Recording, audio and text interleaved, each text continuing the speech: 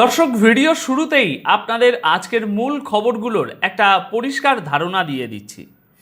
একদিকে আজ আপনারা দেখতে চলেছেন হরমুজ প্রণালীতে আমেরিকা এবং ইরানের মধ্যে সরাসরি একটা ভয়ানক সামরিক সংঘাতের খবর, যেখানে মাত্র ২০ মিনিটের মধ্যে আমেরিকার ৩টি অত্যাধুনিক MQ-9 রিপার ড্রোনকে আকাশ থেকে আছড়ে ফেলেছে ইরান।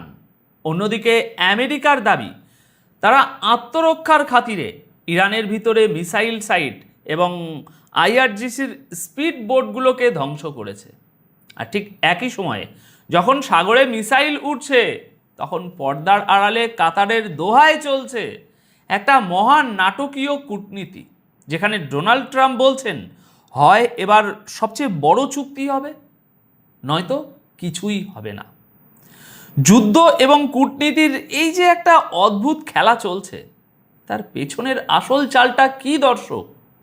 কেন একদিকে গুলি চলছে আর অন্যদিকে আলোচনার টেবিল সাজানো হচ্ছে? এই পুরো ব্যাকগ্রাউন্ড স্টোরি নিয়ে আজ আমরা একদম প্র্যাকটিক্যাল আলোচনা করব। তাই আপনাদের সকলের কাছে অনুরোধ, পুরো ভিডিওটি খুব মনোযোগ দিয়ে দেখবেন। দেখুন, বিশ্লেষণের শুরুতেই আমাদের বুঝতে হবে যে ঠিক কি ঘটেছে, কখন ঘটেছে। গতকাল 25 এবং আজ 26শে মের মধ্যবর্তী রাতে আমেরিকা এবং ইরানের মধ্যে উত্তেজনা এমন এক পর্যায়ে পৌঁছে যায় যাকে সরাসরি যুদ্ধের আগের ধাপ বলা চলে। মার্কিন সামরিক বাহিনীর সেন্ট্রাল কমান্ড বা সেন্টকমের মুখপাত্র ক্যাপ্টেন টিম হকিন্স দাবি করেছেন যে তারা হরমুজ প্রণালীতে ইরানের IRGCর বেশ কিছু স্পিড বোট এবং নৌযানের উপরে হামলা চালিয়েছে। আমেরিকার এই হামলার পিছনের যুক্তিটা শুনলে আপনিও হয়তো একটু অবাক হবেন। তারা বলছে এই পুরোটাই করা হয়েছে সেলফ ডিফেন্স বা আত্মরক্ষার স্বার্থে। মার্কিন সেন্টকমের দাবি অনুযায়ী ইরানের নৌবাহিনী হরমুজ প্রণালীর মতো একটি অত্যন্ত গুরুত্বপূর্ণ আন্তর্জাতিক সমুদ্রপথে মাইন বা বারুদি সুড়ঙ্গ বিছাচ্ছিল, যা আমেরিকান যুদ্ধজাহাজ এবং সেখানে থাকা ফোর্সের জন্য সরাসরি হুমকি। আর এই কথিত হুমকি দূর করতেই আমেরিকান সেনাবাহিনী ইরানের IRGCর স্পিডবোটের উপরে হামলা চালিয়েছে এবং এই অপারেশনে IRGCর বেশ কয়েকজন কমান্ডো নিহত হওয়ার যে খবর, সেটাও তারা নিশ্চিত করেছে। কিন্তু আসল ব্যাপারটা হলো, আমেরিকা যখনই কোনো অঞ্চলে নিজেদের আধিপত্য বজায় রাখতে চায় বা বাড়াতে চায়, তখনই তারা এই রকম সেলফ ডিফেন্সের এই যে বয়ান, এটা খুব চতুরভাবে ব্যবহার করে। হরমুজ প্রণালী বিশ্বের তেল বাণিজ্যের সবচেয়ে বড় ট্রানজিট পয়েন্ট। এই পয়েন্টের নিয়ন্ত্রণ যার হাতে থাকবে, গ্লোবাল ইকোনমির সুইচও তার হাতেই থাকবে। ইরান এই জায়গাটাতে নিজেদের একচ্ছত্র প্রভাব ধরে রাখতে চায়, আর আমেরিকা চায় যে কোনো মূল্যে ইরানের এই নৌশক্তি দমিয়ে রাখতে। তাই এই হামলা শুধু কয়েকটা স্পিডবোট ধ্বংস করার মধ্যে সীমাবদ্ধ নয়, এটা মূলত ওই অঞ্চলের পাওয়ার ডাইনামিক্সের উপর নিজেদের যে দখলদারিত্ব, সেটা প্রমাণের একটা আগ্রাসী চেষ্টা। এখানে একটা জিনিস বুঝতে হবে দর্শক, ইরান কিন্তু চুপ করে বসে থাকার মতো দেশ নয়, এবং তারা সেটা প্রমাণও করেছে। আজ 26শে মে ভোরের দিকে ইসরায়েলি মিডিয়া এবং মার্কিন সেন্টকমের বরাতে যে খবরগুলো আসতে শুরু করে, তা আমেরিকার জন্য বিশাল একটা মনস্তাত্ত্বিক ধাক্কা ছিল। আমেরিকা যখন দাবি করছে যে ইরান তাদের ফাইটার জেটের দিকে সারফেস টু এয়ার মিসাইল ছুড়েছে এবং এর জবাবে মার্কিন বাহিনী বন্দর আব্বাসে থাকা ইরানের একটি মিসাইল সাইট উড়িয়ে দিয়েছে, ঠিক তখনই ইরান এক অভূতপূর্ব কাউন্টার অ্যাটাক শুরু করে। ইরানের ভেতরে কোম শহরে এয়ার ডিফেন্স সিস্টেম অ্যাক্টিভ হওয়ার খবর পাওয়া যায় এবং বন্দর আব্বাস, সিরিক ও জাস্কের মতো গুরুত্বপূর্ণ এলাকাগুলোতে প্রচণ্ড বিস্ফোরণের শব্দ শোনা যায়। কিন্তু ইরান এই আগ্রাসনের জবাবটা দিয়েছে একেবারে আমেরিকার অহংকারের জায়গায় আঘাত করে।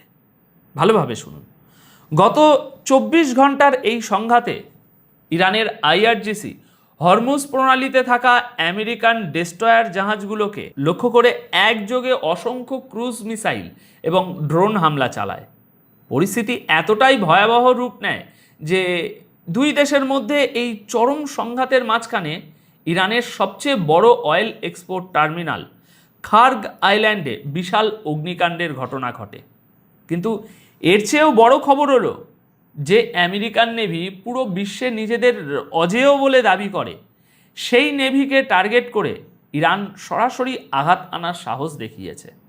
এটা প্রমাণ করে যে পশ্চিমা পরাশক্তিগুলোর যে কোনো চোখ রাঙানিকে সামরিকভাবেই মোকাবিলা করার মতো সক্ষমতা এবং রাজনৈতিক সদিচ্ছা এখন তেহরানের রয়েছে।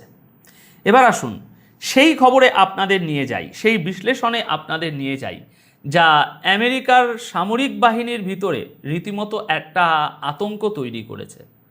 হরমুজ প্রণালীতে যখন আমেরিকান বাহিনী আইআরজিসির স্পিডবোট এবং সাধারণ জেলেদের উপরে হামলা করতে শুরু করে, তখন ইরানের এয়ার ডিফেন্স সিস্টেম এমন এক অ্যাকশন নেয় যা পেন্টাগনের জেনারেলদেরও ঘাম ছুটিয়ে দিয়েছে।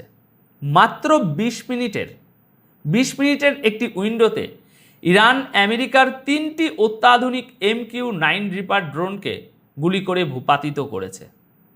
দর্শক, এই MQ-9 ড্রোন কোনো সাধারণ খেলনা নয়, কিন্তু এটা আমেরিকান ইন্টেলিজেন্স এবং সামরিক স্ট্রাইক সক্ষমতার অন্যতম প্রধান হাতিয়ার, যার এক একটির দাম কোটি কোটি ডলার।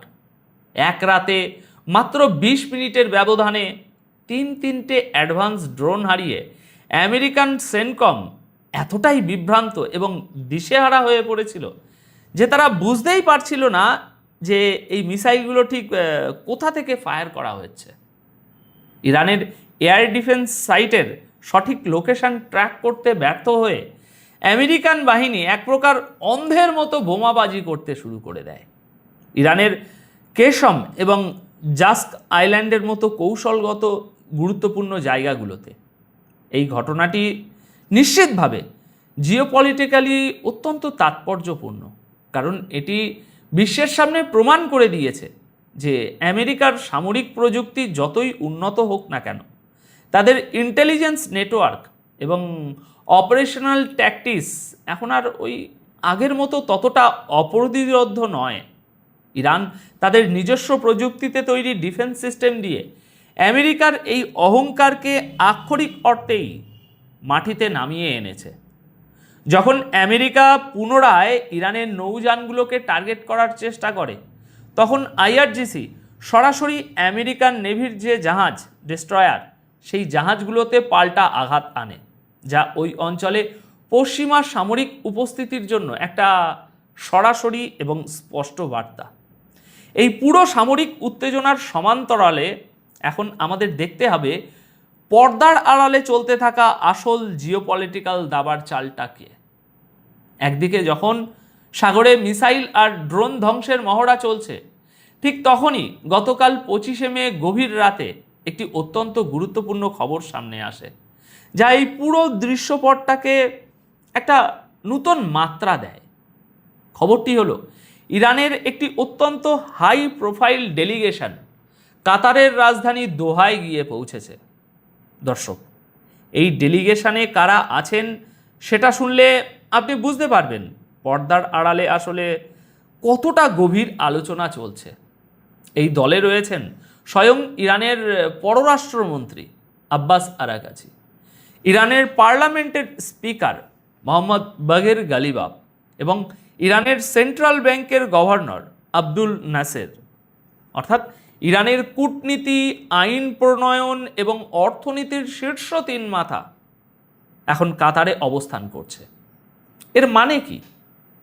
এর পরিষ্কার মানে হলো আমেরিকা এবং ইসরায়েল গত প্রায় 3 মাস ধরে ইরানের উপর যে পরোক্ষ ও প্রত্যক্ষ যুদ্ধ চাপিয়ে দেওয়ার চেষ্টা করছে, তার একটি চূড়ান্ত এবং পাকাপোক্ত আইনি ও অর্থনৈতিক ফয়সলা করতে চাইছে তেহরান। সেন্ট্রাল ব্যাংকের গভর্নরের উপস্থিতি প্রমাণ করে যেখানে অর্থনৈতিক নিষেধাজ্ঞা তুলে নেওয়া এবং আটকে থাকা ইরানি ফান্ড রিলিজ করার মতো বড় কোনো ডিল নিয়ে একটা দর কষাকষি চলছে। আর স্পিকারের উপস্থিতি নিশ্চিত করে যে কোনো ডিল যদি হয় সেটাকে দ্রুত ইরানের পার্লামেন্টে আইনি বৈধতা দেয়া হবে। তাহলে প্রশ্ন হলো, একদিকে কাতারে এই হাই লেভেল পিস টক বা ডিলের আলোচনা চলছে, আর অন্যদিকে হরমুজ প্রণালীতে আমেরিকা কেন এত বড় হামলা চালালো? দেখুন, আসল ব্যাপারটা হলো গ্লোবাল পাওয়ার পলিটিক্সে একে বলা হয় অ্যাক্সেলেট টু ডিএসকেলেট স্ট্র্যাটেজি, অর্থাৎ টেবিলের আলোচনায় নিজের পাল্লা ভারী করার জন্য আগে মাঠে সামরিক উত্তেজনা বাড়ানো। ডোনাল্ড ট্রাম্পের একটি বক্তব্য এখানে খুব প্রাসঙ্গিক। তিনি বলেছেন, ইরানের সাথে এবার হয় খুব বড় এবং ঐতিহাসিক কোনো ডিল হবে, না হলে কিছুই হবে না। আমেরিকা বুঝতে পারছে যে পুরো মিডল ইস্ট এখন একটি বারুদের স্তূপের উপর বসে আছে এবং এই 3 মাসের দীর্ঘস্থায়ী উত্তেজনা গ্লোবাল ইকোনমিকে ভিতর থেকে কাঁপিয়ে দিচ্ছে। তাই আমেরিকা চাচ্ছে আলোচনার টেবিলে বসার ঠিক আগ মুহূর্তে ইরানের উপর একটা বড়সড় সামরিক চাপ তৈরি করতে, যাতে চুক্তির শর্তগুলো আমেরিকার পক্ষে থাকে। কিন্তু ইরানও পাল্টা ড্রোন ভূপাতিত করে এবং মিসাইল ছুড়ে আমেরিকাকে বুঝিয়ে দিয়েছে যে তারা কোনো সামরিক চাপের কাছে মাথা নত করে ডিল সাইন করবে না। আজ 26শে মের এই সামরিক সংঘাত মূলত সেই চূড়ান্ত ডিলের আগে দুই পক্ষের শেষ পেশিশক্তি প্রদর্শনের একটা মরিয়া চেষ্টা মাত্র।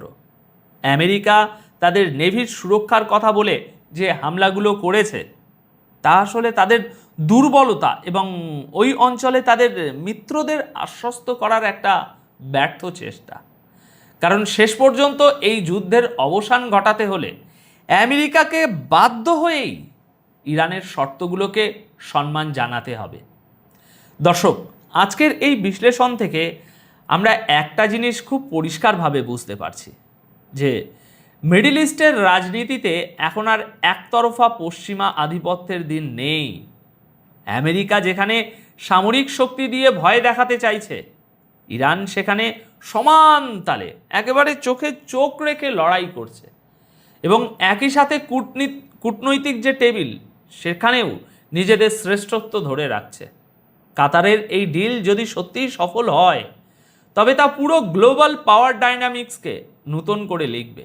আর যদি এই ডিল ভেস্তে যায়, তবে হরমুজ প্রণালীতে আজ 26শে মে যে আগুনের স্ফুলিঙ্গ আমরা দেখলাম, তা হয়তো পুরো বিশ্ব অর্থনীতিকে একটা ভয়াবহ খাদের কিনারে নিয়ে যাবে। এখন এ বিষয়ে আপনাদের কি মনে হয়? আমেরিকা কি আসলেই এই সামরিক চাপ দিয়ে ইরানকে নিজেদের শর্তে রাজি করাতে পারবে, নাকি ড্রোন হারানোর এই মনস্তাত্ত্বিক পরাজয় আমেরিকাকেই শেষ পর্যন্ত পিছু হটতে বাধ্য করবে? আপনাদের মূল্যবান মতামত অবশ্যই কমেন্ট বক্সে জানান।